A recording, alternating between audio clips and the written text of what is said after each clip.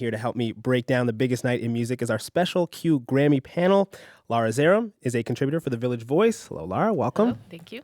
And Anupa Mistry is a Canadian editor at Fader. Hi again, Anupa. Hi, Shad. So let's start by going around the table and getting a headline, quick headline. We'll start with you, Anupa. Sums up the Grammy Awards for you. Well, I think what they were trying to do, what the Grammys was trying to do this year was intentionally avoid the backlash that the Oscars has seen with all of its its nominees and also often its presentation. And it didn't want to be Oscars so white. So this is Grammys not so white. That's what I'd like to call it. Okay, Lara, your headline? Yeah, basically, sorry, Kendrick. Here you go. Also, I noticed that there were so many songs literally with the word easy in it. And for such a sort of slow 3.5-hour ballad-filled award show, that felt very appropriate. Easy. Grammys. Easy. Easy like Sunday morning. I like that. Okay, let's get right to it. The performance that everyone is talking about from the Grammys last night, Kendrick Lamar. Kendrick Lamar, yeah, I mean, that coming off the heels of the Hamilton performance was just like those two together. It was like, can the show end now? Because they're not going to top it. Yeah, his performance was fantastic. You know what I loved about him was like you could, particularly at the end when they were really close up on his face, you could see him sweating, and that to me was something that was missing from the every other performance. I mean, except for Hamilton, I'm very biased here, but with these two. But yeah, it was just like, oh, here's somebody who's actually sweating, whereas everyone else seemed to be just kind of like going through the motions. For anybody who didn't see it, Kendrick began the medley in a makeshift jail with chains around his wrists, and then he ripped them off. Anupa, what was your reaction? I don't know. I wasn't surprised as a Kendrick Lamar fan, and someone who's been following his music for a long time, and particularly his last two albums where he's really been making statement music. This follows with what I think Kendrick Lamar is trying to do, with his celebrity and his fame right now. I think, in my mind, I like to think that he was a little bit inspired by Beyonce at the Super Bowl last year. And he's like, I have this platform. Let me make a statement.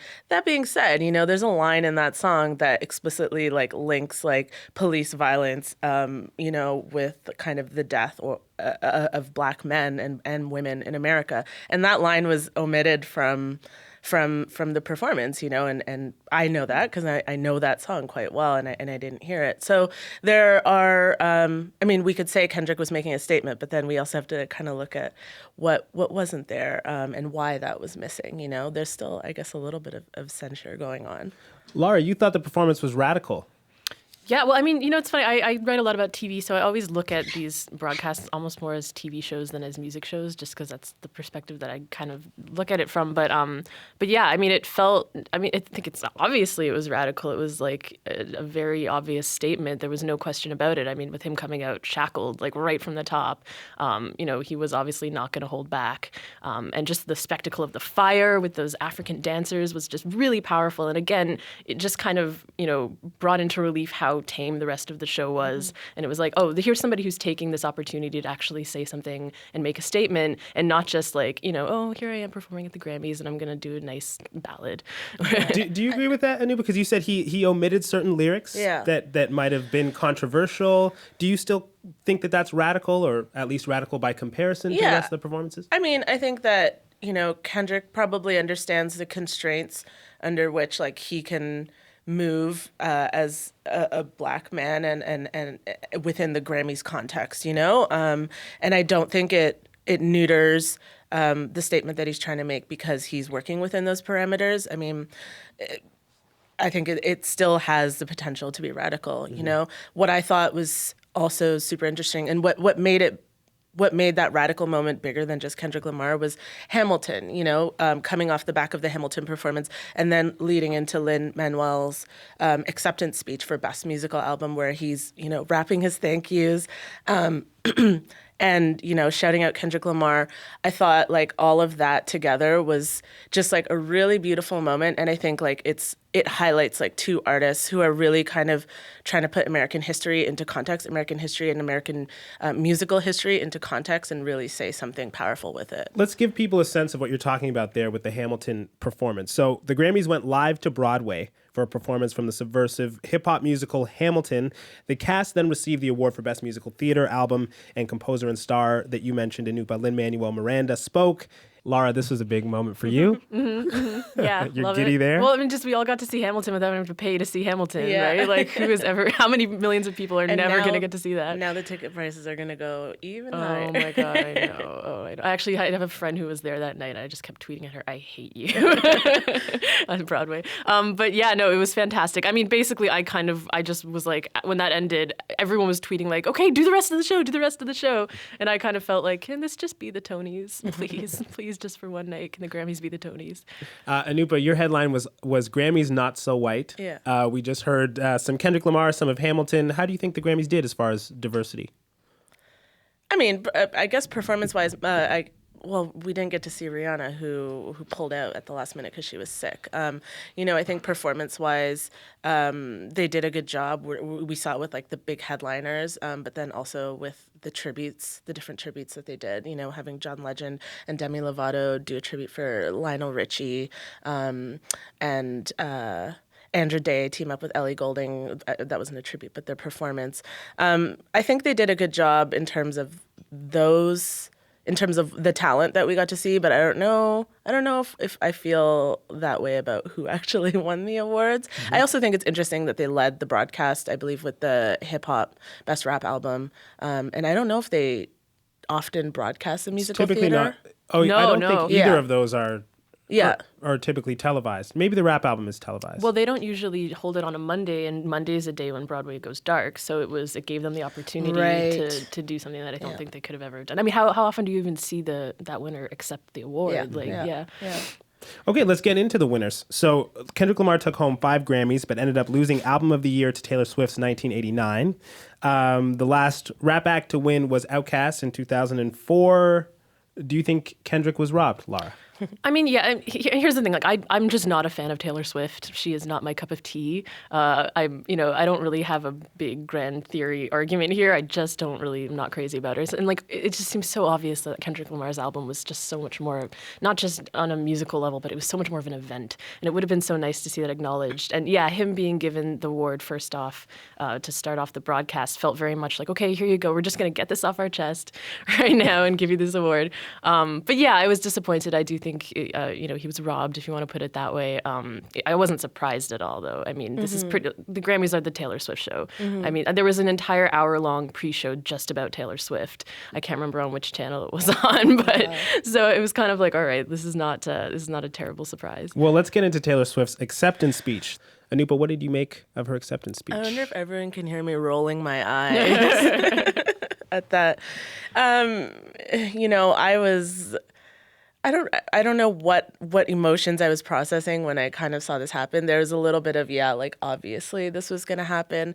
But when I listened to what she had to say. Why obviously? Give the people some context. Well, because it's exactly like Lara said. It's the Taylor Swift show, Taylor Swift, I think when Taylor Swift wins awards, it makes people, particularly people in the industry of power, feel really good about themselves, And so her standing on that stage, congratulating or talking directly to women, but like coming up there with like a group of men, behind her saying like, I made this possible for women, but like, where are all the women who she works on music with? That was a little bit eye-rolly to me. So she was up on stage accepting the award with like her producers, right? Yeah. And then there was the members of Earth, Wind and Fire, I believe, who presented the award. And also, in that speech, what she was doing was taking a direct dig at Kanye West, who put out a song earlier this week where he says he made her famous. And so that line, that emphasis on the word fame that you hear, that's her kind of, I guess, standing up for herself. I admire that in a sense. I think that it's great to use that platform. Do I like Taylor Swift because of it? No, I don't like Taylor Swift because of it. Lara, you already don't like Taylor Swift. No, did the speech sway your opinion at all? I mean, there was a moment where I was ready to let myself get emotional. I'm like, yeah, feminism. And then I was just like, wait a minute, who is talking to me here? Yeah. Like, if I saw Jasmine Sullivan up on that stage saying something to that effect, I would be like, hell yeah. Because there's a woman who's been like plugging away for like, I don't know, the past decade, got a couple nominations this year, didn't get any awards. I thought her album, Reality Show, was definitely one of the best of the year. Yeah. And she got, a handful of nominations nominations. That was like kind of a gesture. And of course, she lost to D'Angelo, I think, on most of those. But I don't know, to see somebody like that up on stage who's like really been sweating and just kind of like putting out her music and, you know, kind of slipped away from the spotlight for a while, but then put out this like what I think is the best album of her career.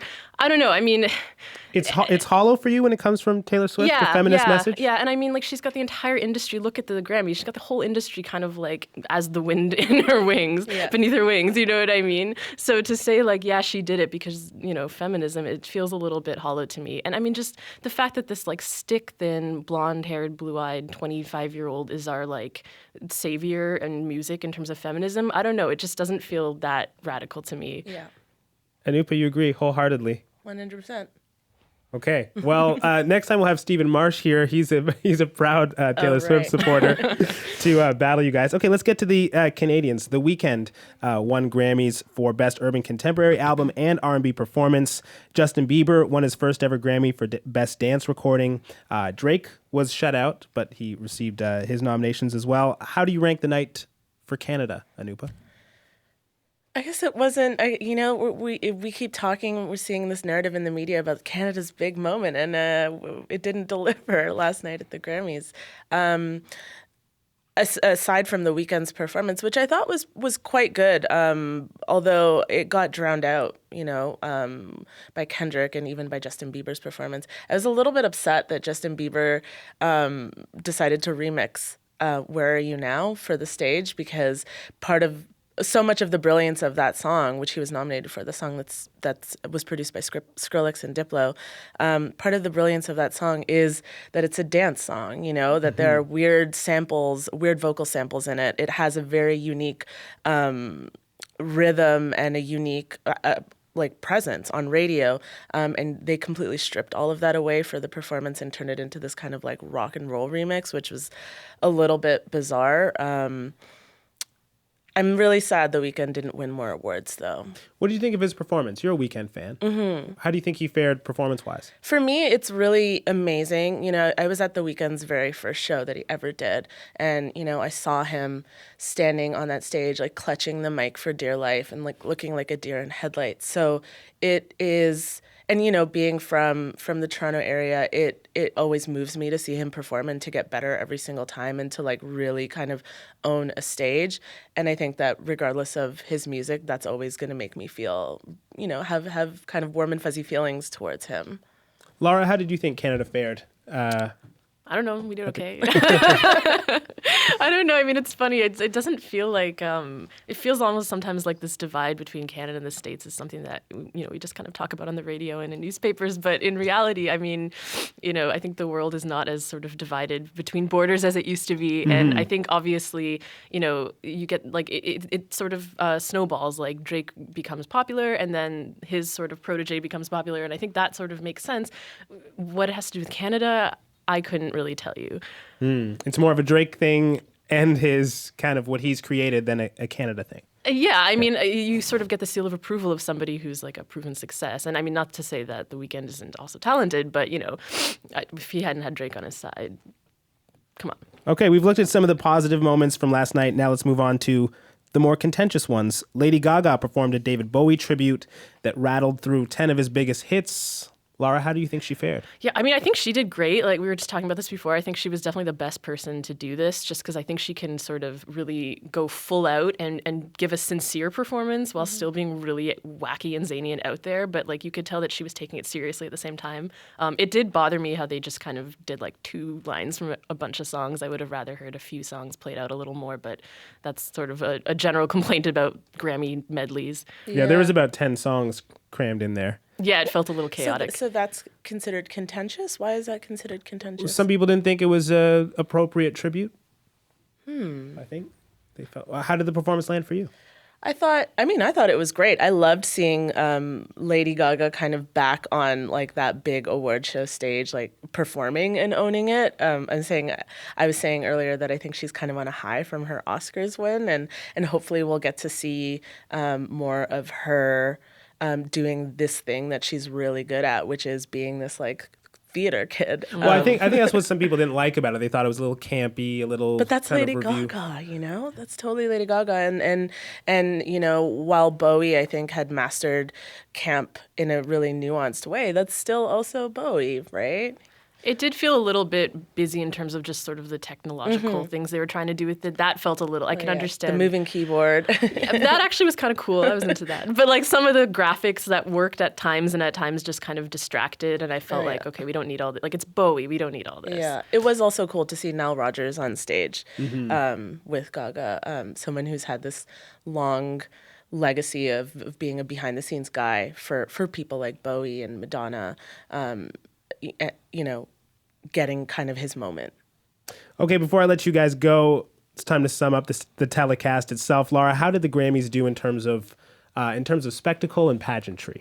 Spectacle and pageant. I mean, it had its moments. I honestly like Hamilton and Kendrick. That's all I have to say. Like, there was a moment, maybe an hour after that. These Grammys were so goddamn long. There was a moment after that where I was like, did I black out and imagine those two performances? What happened? Because that to me, like that was the Grammys. 3.5 hour telecast. How would you sum it up, Anupa?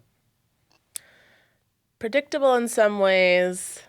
Unpredictable and radical in others. I agree with Lara that you know it was worth watching for Hamilton and for Kendrick. It would have been amazing to have some more upbeat stuff in there. You know, Pitbull at the end was great, but I feel like he was kind of an afterthought. There's a lot of people asking why Pitbull, but I don't think people realize how famous Pitbull actually is. So. You know, I think I would have liked a little bit more energy, and maybe we would have gotten that if Rihanna actually was able to perform.